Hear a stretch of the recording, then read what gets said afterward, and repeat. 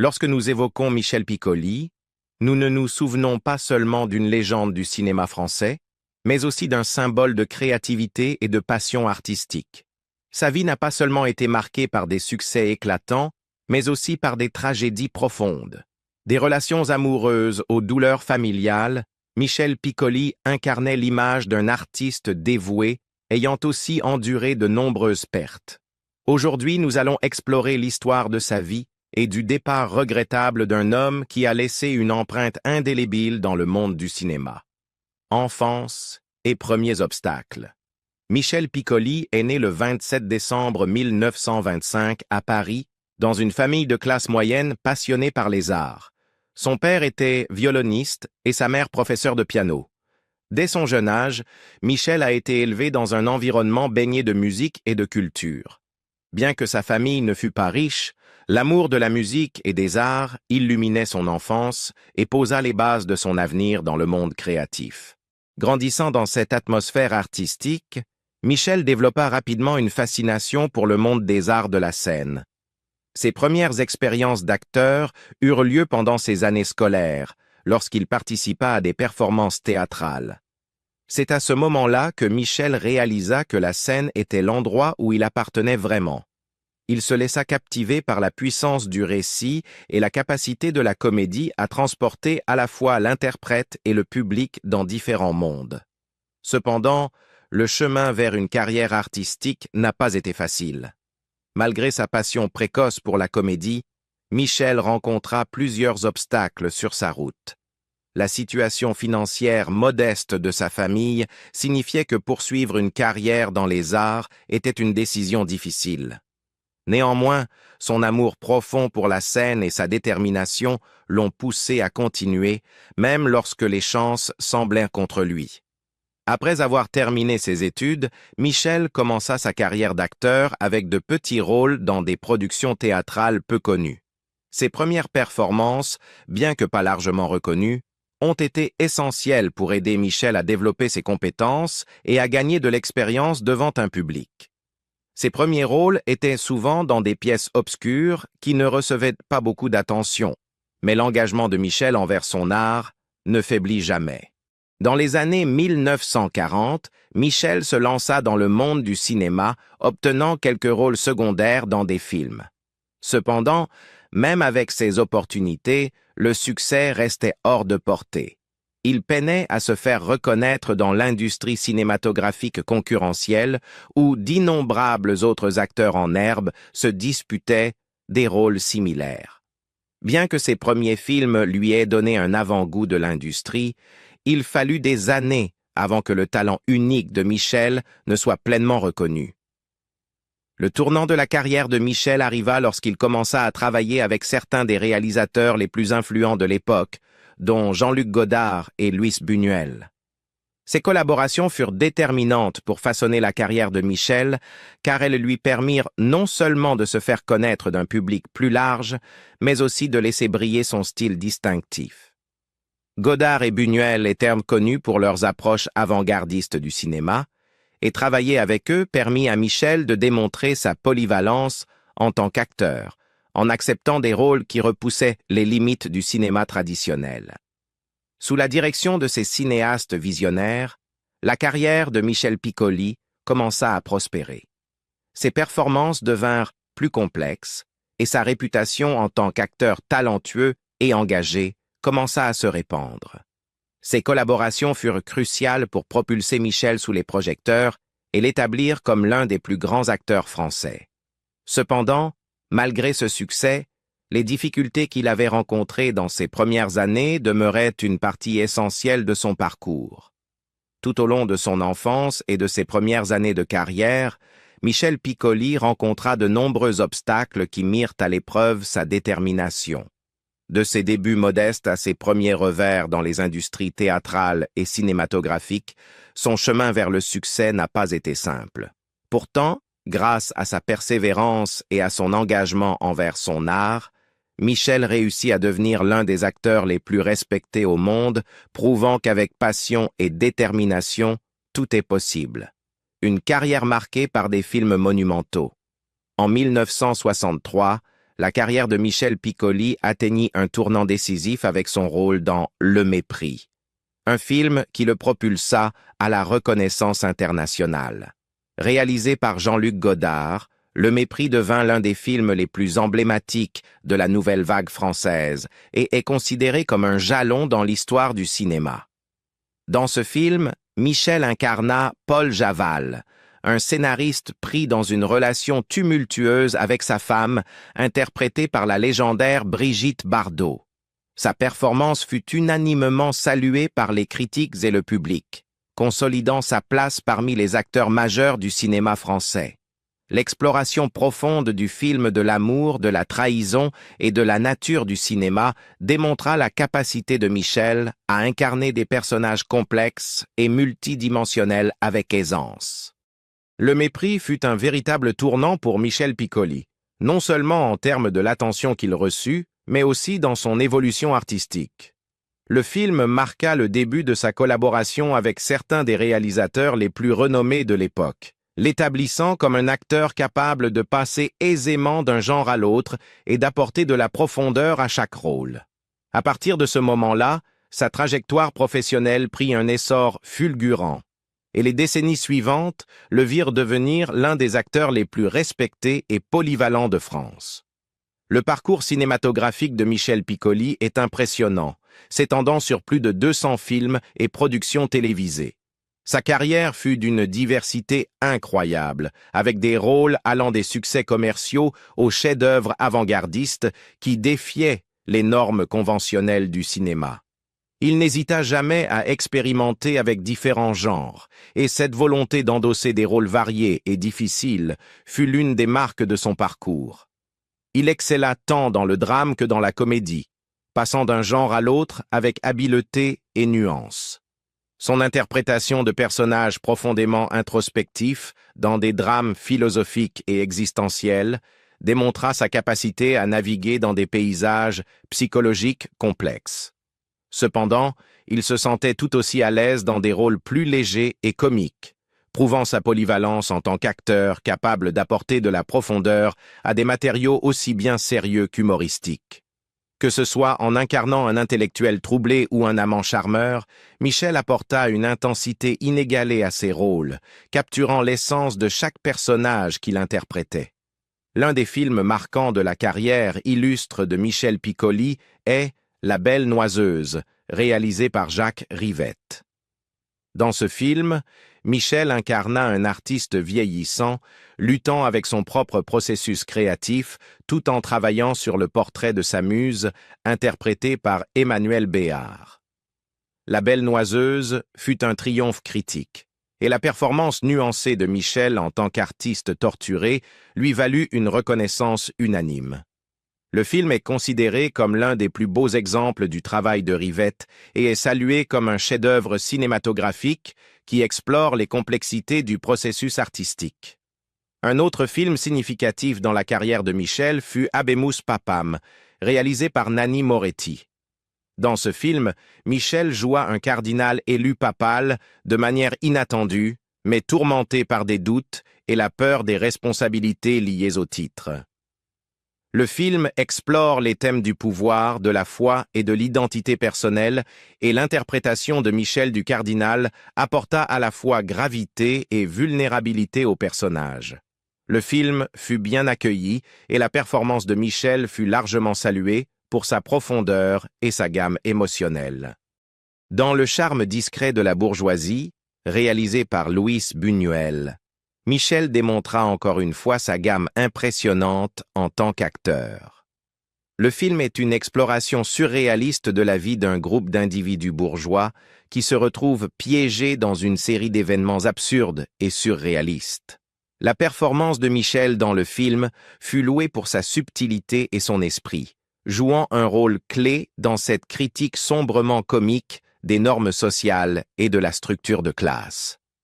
Le film remporta l'Oscar du meilleur film en langue étrangère, consolidant davantage le statut de Michel en tant que l'une des figures les plus importantes du cinéma mondial. L'impact de Michel Piccoli sur le cinéma allait au-delà de son travail d'acteur. Il était également une force créative qui comprenait le sens profond des films dans lesquels il jouait.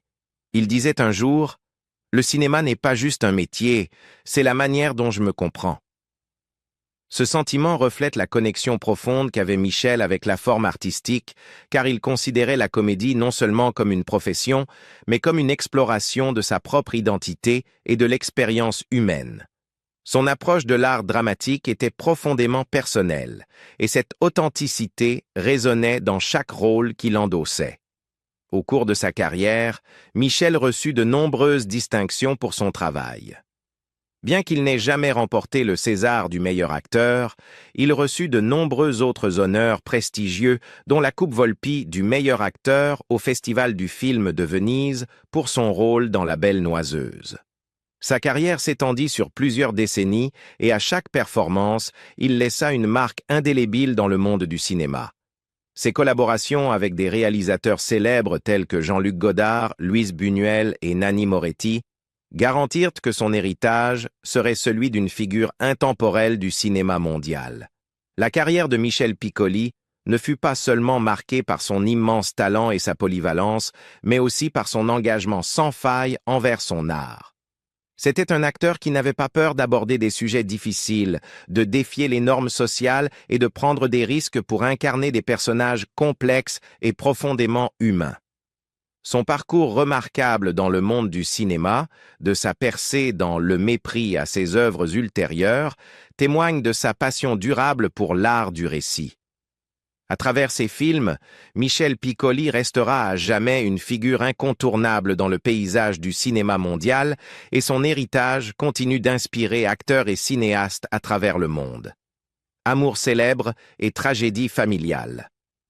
Malgré son succès incontestable à l'écran, la vie personnelle de Michel Piccoli a été loin d'être tranquille, marquée par des turbulences, des blessures émotionnelles profondes et des relations significatives qui ont façonné l'homme qu'il est devenu.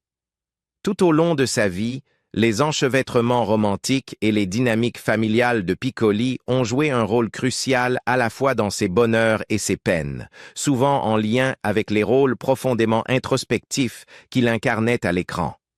En 1954, à l'âge de 29 ans, Michel Piccoli se marie avec l'actrice Éléonore Hirth. Le couple a une fille, Anne Cordelia, mais leur relation n'était pas sans complications. Au fil des années, leur mariage commence à se dénouer et malgré le lien parental, la relation entre Michel et sa fille se détériore. La distance émotionnelle entre le père et la fille s'est accrue avec le temps et ils ont finalement perdu tout contact pendant de nombreuses années. Cette rupture a laissé une empreinte profonde sur Michel, affectant sa vie personnelle et ajoutant à la tourmente émotionnelle qu'il vivait. En tant qu'acteur qui incarnait souvent des personnages aux paysages émotionnels complexes, il est probable que ces luttes personnelles aient informé sa compréhension profonde des émotions humaines dans son travail cinématographique. Après la fin de son premier mariage, Michel entame une romance très médiatisée avec l'une des chanteuses les plus célèbres de France, Juliette Gréco. Leur relation passionnée dure 11 ans et est l'une des unions les plus commentées du monde du spectacle à l'époque. Gréco, connu pour sa voix soul et sa présence artistique, et Piccoli, une étoile montante du cinéma, semblait être le couple parfait. Leur relation a captivé le public, et pendant un temps, il semblait qu'ils étaient inséparables. Cependant, malgré leur connexion profonde, la relation a finalement échoué. Les pressions de leurs carrières exigeantes et leurs différences personnelles ont conduit à leur rupture, marquant encore un autre revers émotionnel dans la vie de Michel. Après sa séparation avec Gréco, Michel Piccoli trouve du réconfort dans les bras d'une autre actrice célèbre, Romy Schneider. Les deux partagent un lien à la fois personnel et professionnel, et leur romance devient l'objet de nombreuses spéculations médiatiques. L'affection de Michel pour Schneider était évidente, et il lui donnait même un surnom particulier, un signe du profond respect et de l'affection qu'il lui portait. Leur histoire d'amour, cependant, a été tragiquement de courte durée. Schneider, qui avait traversé ses propres tragédies personnelles, dont la mort de son fils, était en plein tourment émotionnel lorsque sa relation avec Piccoli s'est terminée. Malgré leur implication romantique, la douleur et les difficultés qu'ils ont tous deux vécues dans leur vie personnelle les ont finalement séparés. Ce n'est qu'en 1978 que Michel Piccoli trouve son véritable et durable amour. À l'âge de 53 ans, il rencontre Ludivine Clerc, une scénariste talentueuse qui deviendra sa deuxième femme. Leur relation, fondée sur le respect mutuel, la créativité et une profonde connexion émotionnelle, s'avère être la plus durable de la vie de Michel. Leur mariage dure plus de 4 décennies, offrant à Michel un sentiment de stabilité et de fondement émotionnel qui lui avait échappé dans ses relations antérieures. Ludivine devient la partenaire de Michel, aussi bien dans la vie que dans les projets artistiques qu'ils partagent, et leur lien sera une source de réconfort et de force pour lui dans ces dernières années. Ensemble, Michel et Ludivine adoptent 2 enfants de Pologne, Inord et Missia. La décision d'adopter fut une étape importante pour Michel, et les enfants deviennent une part importante de sa vie, lui apportant de la joie et un nouveau sens à sa vie. Ludivine et les enfants furent l'ancrage émotionnel de Michel, l'aidant à faire face aux défis inévitables liés au vieillissement et au déclin physique de la santé. Dans ces dernières années, c'est leur soutien indéfectible qui a aidé Michel à affronter ses peurs et à surmonter les difficultés qui se sont présentées avec l'âge. Pour Michel, Ludivine n'était pas seulement une partenaire amoureuse, mais aussi un pilier de force qui l'aidait à traverser les tempêtes les plus difficiles de la vie. La relation de Michel avec Ludivine lui apporta la paix et l'épanouissement qui lui avaient échappé dans ses précédentes aventures romantiques. Tandis que ses relations antérieures étaient souvent remplies de passion et d'intensité, elles étaient aussi empreintes de tension, de distance et de chagrin. Avec Ludivine, Michel trouva un équilibre et un sentiment d'appartenance, une harmonie entre sa vie personnelle et professionnelle qui lui permit de s'épanouir.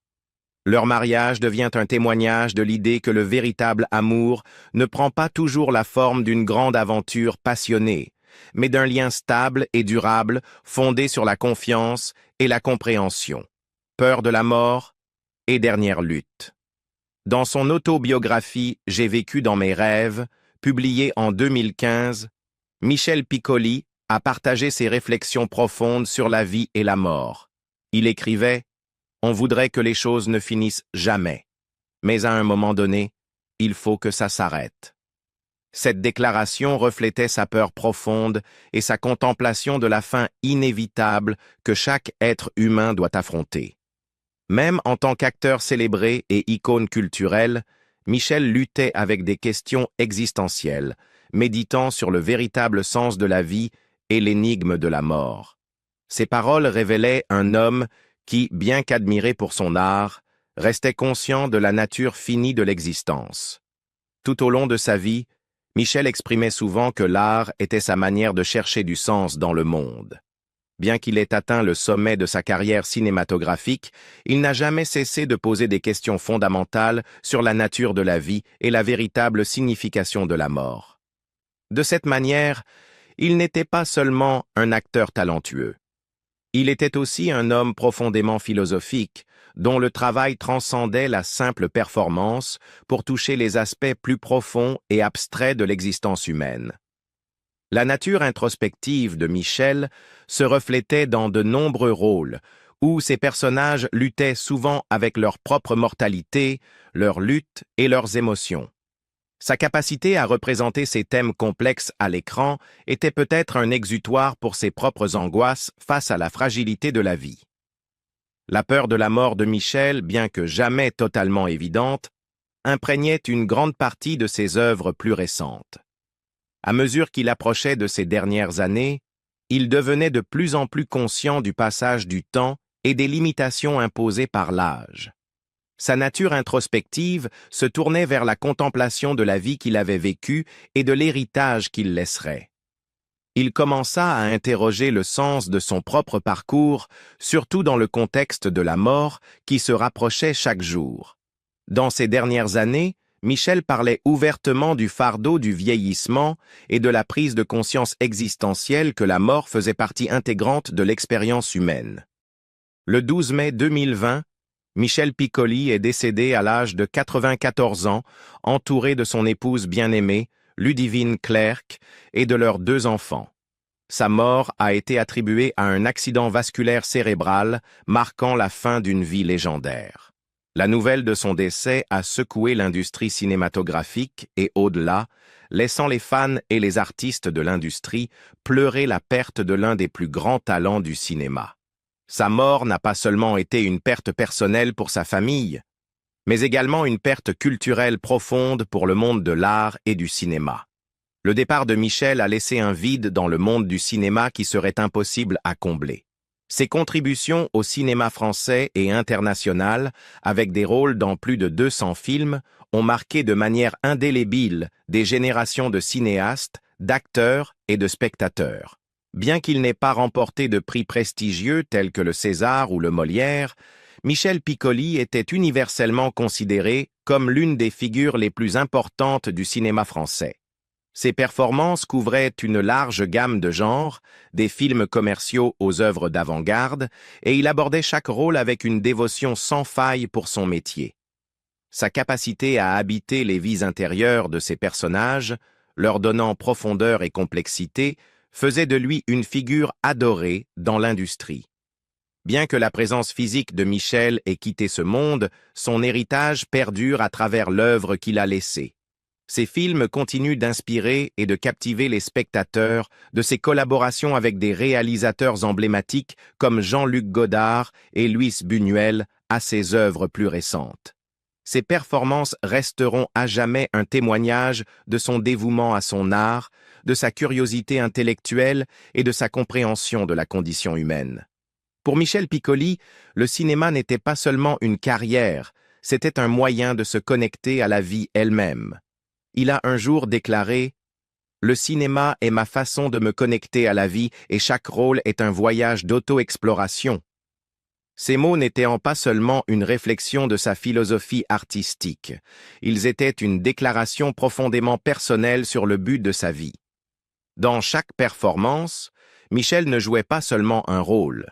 Il cherchait des vérités plus profondes sur lui-même et sur le monde qui l'entourait.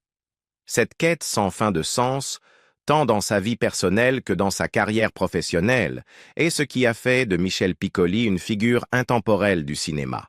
Michel Piccoli laisse un héritage artistique profond, un voyage d'exploration du sens de la vie à travers chaque rôle qu'il a joué. Malgré les hauts et les bas de sa vie, ses œuvres vivront à jamais dans le cœur de ses fans. Que pensez-vous de ces réflexions sur la mort et la vie? Partagez vos pensées dans les commentaires ci-dessous. N'oubliez pas de liker et de vous abonner pour ne pas manquer plus d'histoires sur d'autres légendes du cinéma. Merci de nous avoir regardés et à bientôt dans la prochaine vidéo.